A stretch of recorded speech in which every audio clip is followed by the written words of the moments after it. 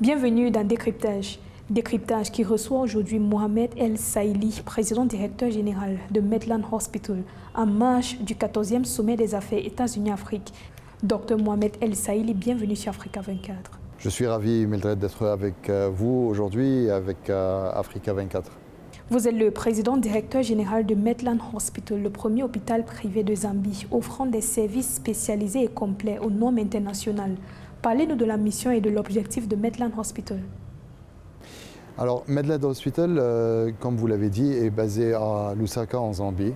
C'est un hôpital privé qui a comme mission de pouvoir apporter aux gens des services médicaux et chirurgicaux qui n'étaient pas encore présents dans le secteur privé dans notre région, si on exclut l'Afrique du Sud comme pays. Je donne des exemples, par exemple les chirurgies avancées, cardiovasculaires, orthopédiques et d'oncologie. Malheureusement, jusqu'en 2019, année de l'ouverture de Medland, les patients, même s'ils sont diagnostiqués avec une de ces maladies, devraient quitter le pays pour aller même en dehors du continent pour avoir accès à ces traitements. Et je pense que si on veut vraiment être correct avec nous-mêmes, si on veut être honnête aussi envers les gens à qui nous nous adressons, je pense qu'on ne peut plus continuer à promouvoir la santé sans pouvoir la donner sur place, sur le continent. Et donc ça, c'est la vraie mission de Medland. Et quand on dit que nous voulons nous voulons assurer un accès équitable à tout le monde en Zambie et dans la région, je pense qu'on est en train de le faire très concrètement. Quelle est la contribution de Medland Hospital dans le renforcement du commerce et des investissements entre les pays africains, spécifiquement dans le domaine de la santé? Alors, Medland est membre du conseil de CCA. On est aussi membre du conseil de Africa Healthcare Federation. Et je pense qu'aujourd'hui, le vrai rôle que Medland est en train d'assumer n'est pas seulement le fait de promouvoir la santé de manière physique, c'est-à-dire de pouvoir apporter ces traitements aux patients, mais aussi de créer un genre de lien entre tous les partenaires afin de repenser la santé. Parce que nous, je pense qu'on est derrière le thème de redesigning healthcare. Comment on peut repenser le système sanitaire de façon à ce que ce soit adaptable aux pays africains. On ne peut pas juste dire, voilà, on veut la nouvelle technologie. Par exemple, dans les régions urbaines où l'énergie n'est pas présente, l'accès au télécom n'est pas présent. Donc il faut vraiment faire face à toutes ces barrières tout en comprenant le continent, l'aspect individuel de chaque pays et de savoir comment est-ce qu'on peut ensemble pouvoir créer un vrai système sanitaire robuste qui peut apporter aux gens ce dont ils ont besoin et de façon très simple, l'accès à la santé. Comment l'Afrique peut-elle tirer parti de plateformes comme le sommet des affaires États-Unis-Afrique pour une véritable relance économique? Si on parle par exemple de PPP, avant de dire on veut faire un partenariat entre le privé et le public, d'abord le privé et le privé doivent communiquer de façon très transparente mais aussi de façon très collective. Oui, il y a la compétition, mais ça peut être une compétition proactive. Deuxièmement, on est en train de parler avec les autorités qui sont derrière toutes les régulations pour leur dire on est en 2022, il est temps de faire des changements parfois critiques, mais il est temps de mettre le point sur les i. On est en train de parler par exemple aussi avec nos partenaires en énergie solaire et tout ce qui a attrait à cette transition dans le domaine de l'énergie afin de savoir comment est-ce qu'on peut assurer un accès à la santé dans les régions urbaines en utilisant l'énergie solaire.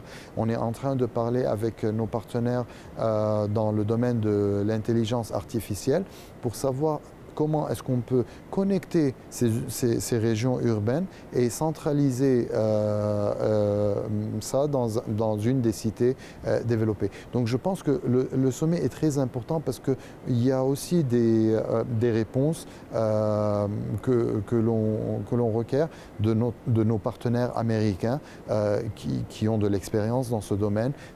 Ils ont aussi les tools, tout ce qu'il faut afin de pouvoir nous aider à aller de l'avant. On ne peut pas parler par exemple aussi de l'UHC, Universal Health Coverage, ou la couverture sanitaire collective, si on n'a pas des ressources non seulement financières mais aussi des ressources humaines qui peuvent aller en parallèle avec l'adoption d'une telle initiative. Donc il est très important, honnêtement, de participer à de tels forums comme le CCA US Africa Business Forum and Summit, parce que c'est vraiment la plateforme idéale où tout le monde est présent, privé et public, tout secteur, sans laisser qui que ce soit à part. Au moment où les acteurs des secteurs publics et privés en Afrique peinent à se remettre des difficultés sanitaires et économiques posées par le Covid-19 et la guerre entre l'Ukraine et la Russie, comment des plateformes comme le Sommet des affaires États-Unis-Afrique peuvent-elles les aider à relever ce défi? La beauté du secteur privé est ce qu'on n'est pas là pour faire du business qui ne va pas marcher. La beauté du secteur public, est ce qu'on est là pour faire ou pour assumer nos rôles et pour assurer des services dont la population a besoin.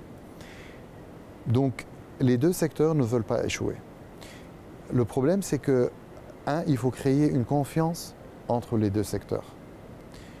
On ne peut plus continuer à travailler comme si, par exemple, le secteur privé veut juste signer des accords avantageux en faveur du secteur privé sans penser aux services et à la communauté.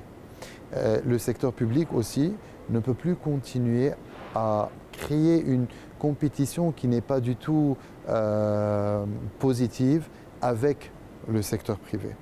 Donc, je sais que ce que je dis peut apparaître un petit peu idéal, mais je pense que durant la pandémie, on a montré concrètement que le secteur privé peut être un pilier qui peut vraiment aider le secteur public à continuer à promouvoir les services de base. Si on se souvient que ce soit l'accès aux vaccins, que ce soit l'accès aux tests de Covid, je pense que le secteur privé a joué un très grand rôle. Et ça, c'est un exemple parfait. On peut travailler ensemble. Ça fait des années qu'on parle de la couverture sanitaire, rien ne s'est passé. Maintenant, on veut concrétiser ça. Qu'est-ce qu'il nous faut? Il faut bâtir des ressources humaines. Voilà, le secteur privé peut faire ça. Parce qu'on a des facilités de santé qui sont assez connues, où l'expérience est là et où aussi le support si on veut dire, à la formation est présent. On a besoin d'un système de procurement qui est transparent, qui est responsable. Le secteur privé a des exemples. Et des exemples que l'on peut partager avec le secteur public. Docteur Mohamed El Saïli, merci d'avoir répondu à nos questions. Merci à vous. Merci d'avoir suivi ce décryptage. Restez sur Africa 24 pour les prochaines éditions.